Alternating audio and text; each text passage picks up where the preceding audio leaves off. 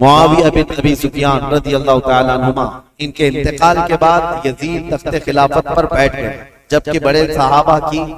منظوری نہیں تھی، اتفاق نہیں تھا۔ اور جو صحابہ موجود تھے اس میں حضرت عبد الرحمن بن ابو بکر، حضرت ابو بکر صدیق کے بیٹے عبد الرحمن، حضرت عمر کے بیٹے عبداللہ، حضرت زبیر کے بیٹے عبداللہ بن زبیر، یہ بڑے صحابہ اس وقت تھے، اور حضرت حسین ابن علی رضی اللہ تعالی، ان چاروں نے انکار کر دیا تھا کہ یزید کی تولیت یا اس کی خلافت کو ہم تسلیم نہیں کرتے۔ اب مسئلہ یہ ہوا کہ یزید بیٹھتے ساتھ ساری جگہوں پر خط لکھنے شروع کر دیے کہ میری بیعت لے لو، اپنے باپ، میرے باپ نے اعلان کیا ہے اپنے انتقال سے پہلے، لہذا میں امیر المومنین۔ کوفہ میں، بصرہ میں، سب جگہ یزید کی بیعت شروع ہو گئی۔ اب مسئلہ آ جاتا تھا مدینے کا، اور یہ چاروں بڑے صحابہ مدینے میں تھے، تو یزید کو ڈر انہی لوگوں سے تھا کہ یہ چار لوگ اگر منع کر دیے اور انکار کر دیے تو پورے حجاز میں میرا بیڑا غرق ہو جائے، اور ان چاروں میں کوئی ایک بھی کھڑا ہو گیا اپنے خلیفہ ہونے کا اعلان کرتے ہوئے تو آدھی دنیا ان کی طرف مائل ہو جائے گی، اس لیے کہ یہ چاروں بڑی عظمت والے ہیں، ایک صدیق اکبر کا بیٹا، ایک فاروق اعظم کا بیٹا، ایک حیدر کرار کا بیٹا، ایک عبدالزبیر رضی اللہ تعالیٰ عنہ کا بیٹا، تو یہ عشرہ مبشرہ کے بیٹے ہیں اور ان کی نسبتیں بھی بڑی ہیں، اور یزید کہاں، اس کی کون سی نسبت ہے؟ یہ تو حضرت امیر معاویہ رضی اللہ تعالیٰ عنہ کے گھر میں ان کی امارت کے زمانے میں پیدا ہوا، یعنی جب وہ گورنر تھے اس زمانے میں پیدا ہوا۔ ان چاروں صحابہ سے عمر میں بھی چھوٹا، اور عمل کا تو دور دور تک کوئی واسطہ ہی، کیونکہ تاریخ میں یہ ساری چیزیں محفوظ ہیں آج بھی۔ یزید دن رات عیاشی میں مبتلا رہا، کیونکہ اس نے عمارت دیکھی تھی اور مالداری دیکھی تھی، جس کی وجہ سے اس کے فسق و فجور کا سب بعد میں لوگوں کو پتا چلا جب وہ تخت پر بیٹھا، بندروں کو کھلانا، نچانا، کبوتر بازی کرنا، اور باندیوں سے اور غلاموں سے رقص کروانا، یہ ساری چیزیں اس کے ساتھ موجود تھی۔ اب یہ خبریں جب مشہور ہو گئی تو کیا جو رسول اللہ کے صحابہ ہیں ایسے شخص کو امیر تسلیم کر سکتے تھے، جنہوں نے خلفائے راشدین کا زمانہ دیکھا، جو چاروں خلفاء کا زمانہ دیکھے ہوں اور جو خود رسول اللہ کو دیکھے ہوں، تو وہ اس عظیم اسلام کے دامن میں کسی ایسے شخص کو برداشت کر سکتے تھے؟ ہمارا اور تمہارا حال الگ ہے، ہم نے ہر طرح کے امیروں کو دیکھا ہے، ہر طرح کے حاکموں کو دیکھا ہے، چوروں کو بھی دیکھا ہے، ڈاکوؤں کو بھی دیکھا ہے۔ ہمارے سامنے کسی نئے لیڈر کو لا کر اس کی تعریف کر دی جائے تو ہو سکتا ہے پھسل جائیں، کیونکہ بروں کو ہی دیکھتے آئے۔ لیکن وہ چار صحابہ جو مدینے میں ہیں، ان کا حال تو ایسا تھا جنہوں نے رسول اللہ کو دیکھا، جنہوں نے صدیق اکبر کا زمانہ دیکھا، اور فاروق اعظم کی عدالت دیکھی ہے، عثمان بن عفان کی سخاوت دیکھی، اور حیدر کرار کی شجاعت دیکھی ہے۔ یہ خلفائے راشدین کا سنہرا دور دیکھے ہوئے صحابہ، ان کے سامنے کوئی آ کر کے یہ کہے، دن رات عیاشی کرنے والا، باندیوں کو نچوانے والا، اب مسلمانوں کا امیر المومنین بن گیا ہے، خلیفہ وقت ہے، کیسے تسلیم ہو سکتا ہے؟ ہوا یہ کہ اس نے بلا کر مشورہ لیا۔ مدینے میں اس وقت جو گورنر تھے ولید بن عقبہ، ولید بن عقبہ کو اس نے ایک خط لکھا اور کہا یہ جو بڑے لوگ موجود ہیں مدینے میں، ان کو بلاؤ، عبد الرحمن بن ابو بکر، عبداللہ بن عمر، کر کے ان کو میری بیعت لے لینا، تم وکیل بن جاؤ۔ ابھی تک حضرت امیر معاویہ کے انتقال کی خبر مدینے نہیں پہنچی تھی، سب جگہ مشہور نہیں ہوئی تھی، تو یزید کا خط آیا ولید بن عقبہ کے ہاتھ۔ ولید بن عقبہ ایک نرم دل آدمی تھا، لیکن پڑھتے ہی خط کو کانپنے لگ گیا، کہا یہ تو بہت بڑا کام ہے میرے سر پر جو ڈالا گیا ہے، یزید کو تو یہ لوگ تسلیم کر ہی نہیں سکتے، کیا کیا جائے؟ تو وہ ظالم مروان جس کی تاریخ ہے آپ نے سنا، حضرت عثمان ابن عفان کی مہر جس نے چرائی تھی، ان کے قتل کا جو سبب بنا تھا، مروان موجود تھا۔ اس سے ولید بن عقبہ نے مشورہ کیا کہ کیا کرنا چاہیے، کہا چاروں کو بلاؤ اور ان کے سامنے یہ مسئلہ رکھو، کہو کہ امیر معاویہ کا انتقال ہوا اور وہ اپنے انتقال سے پہلے اعلان کر کے جا چکے ہیں، ان کا بیٹا خلیفہ ہے، لہذا تمہیں یہ بات ماننی پڑے گی اور بیعت کر لو۔ اگر وہ یہاں پر نہیں مانتے تو ان کا قتل کر دو۔ مروان نے سیدھے قتل کا مشورہ دیا۔ یہ بڑے صحابہ کے متعلق ولید بن عقبہ نے کہا ہرگز میں اپنے ہاتھ کو ان کے خون سے رنگین نہیں کر سکتا۔ پھر بھی اس نے بلوایا، یہ چاروں صحابہ کو جیسے ہی بلایا گیا، حضرت حسین ابن علی رضی اللہ تعالی، اگرچہ مدینے کو خبر نہیں پہنچی تھی حضرت امیر معاویہ کے انتقال کی، لیکن چاروں کو احساس ہو گیا کہ گورنر اگر ہمیں بلا رہا ہے تو یہ ملک شام کی آئی ہوئی کوئی خبر ہے۔ وہ اپنی تیاری سے ہی گئے تھے۔ حضرت امام حسین اپنے چند ساتھیوں کو لے گئے تھے اور کہا میں اندر جا رہا ہوں، اگر آواز بلند ہو جائے تو تم آ جانا اور پھر معاملات طے کیے جائیں گے۔ حضرت حسین، حضرت عبداللہ بن زبیر، عبد الرحمن بن ابو بکر اور حضرت عبداللہ بن عمر، یہ چاروں دارالحکومت میں آئے، گورنر ہاؤس میں، اور اس وقت ولید بن عقبہ موجود تھا اور مروان بھی موجود تھا۔ اس نے خط پڑھ کر کے سنایا، یزید کا خط آیا ہے اور وہ خلافت کا حقدار تھا، اس لیے امیر معاویہ نے اس کے خلیفہ ہونے کا اعلان کر دیا، لہذا میں اس کا وکیل ہوں، یزید امیر المومنین کی طرف سے میں تم سے بیعت لیتا ہوں۔ حضرت عبد الرحمن بن ابو بکر وہ موجود تھے، اور یہ دونوں صحابہ عبداللہ بن زبیر، عبداللہ بن عمر، یہ کھڑے ہو گئے، کہا ہمیں ایک دن کی مہلت دے دو، ایک دن کی مہلت دے دو۔ وہ نکلے، حضرت امام حسین کو اس نے پکڑ لیا، کہا کیونکہ اسے پتا تھا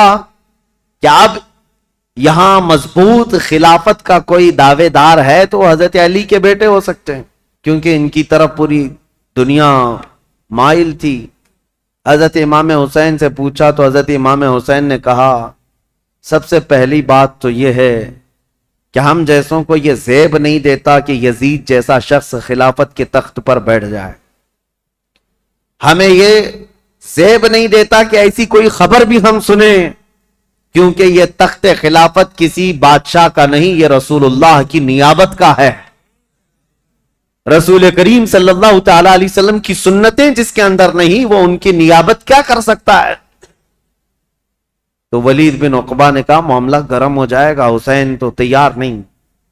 پھر کہا نہیں، آپ کو تو بیعت کرنا ہوگا۔ حضرت امام حسین نے کہا میں اس طرح چھپ کر بیعت کرنے والا نہیں، جب سارے مدینے والے سب لوگ بیعت کریں گے تب میں بھی علل اعلان آؤں گا، سب کے ساتھ آؤں گا، آج مجھے جانے دو۔ ولید بن عقبہ نے ان کو بھی جانے دیا، ٹھیک ہے۔ جیسے ہی یہ گئے، مروان بن حکم کھڑا ہوا اور کہا ولید بن عقبہ کو، کہا کہ تو نے بہت بڑا موقع گنوا لیا، آج ان کو قتل کر دینے کا سب سے بہترین موقع تھا، تو گنوا لیا، اور تو آج ان سے بیعت نہیں لے سکا۔ مروان کہہ رہا ہے دیکھ لینا زندگی پر اب تجھے حسین سے بیعت کبھی نہیں مل سکی، ایک بار وہ یہاں سے جا چکے ہیں، حسین کبھی بھی بیعت نہیں کر سکتے، تیرے لیے اچھا موقع تھا۔ ولید بن عقبہ نے کہا میرے لیے ساری دنیا آ جائے لیکن میں حسین کے خون سے اپنا ہاتھ رنگین نہیں کر سکتا، اس لیے کہ وہ رسول اللہ کے قرابت دار نواز ہیں۔ تو مروان بن حکم نے ولید بن عقبہ کی شکایت لکھ کر کے بھیجی یزید کے پاس کہ اس کی نرم دلی کی وجہ سے یہ چاروں چلے گئے۔ اور ہوا کیا، عبداللہ بن زبیر اور عبداللہ بن عمر رات کے وقت ہی اپنا سامان لیے اور مکہ چلے گئے، مدینہ طیبہ چھوڑ کر چلے گئے کہ دوسرے دن پھر یہ گورنر بلائے گا اور زبردستی کرے گا، لیکن مکہ میں جائیں گے تو حرم پاک میں خانہ کعبہ کے اطراف کوئی کسی کو زور زبردستی نہیں کر سکتا جو حرم میں جائے گا، جنگ بھی حرام ہے، قتل و قتال بھی حرام ہے۔ تو یہ صحابہ وہاں چلے گئے اور وہاں جا کر انہوں نے پناہ لی۔ اب امام حسین مدینہ میں تھے، دوسرا دن آیا تو پھر دوسرے دن پھر اس نے بلایا ولید بن عقبہ نے کہ آؤ۔ امام حسین رضی اللہ تعالیٰ عنہ نے آج پھر کہا کہ نہیں، میں اس بیعت کے لیے راضی نہیں ہوں اور مجھے زور زبردستی نہ کیا جائے۔ ولید بن عقبہ نے کہا اے حسین ابن علی، میں آپ کی تعظیم کرتا ہوں، آپ کی عزت کرتا ہوں، لیکن میرے اوپر ملک شام کا حکم آیا ہے، پریشر میں ہے، میرے اوپر دباؤ ہے،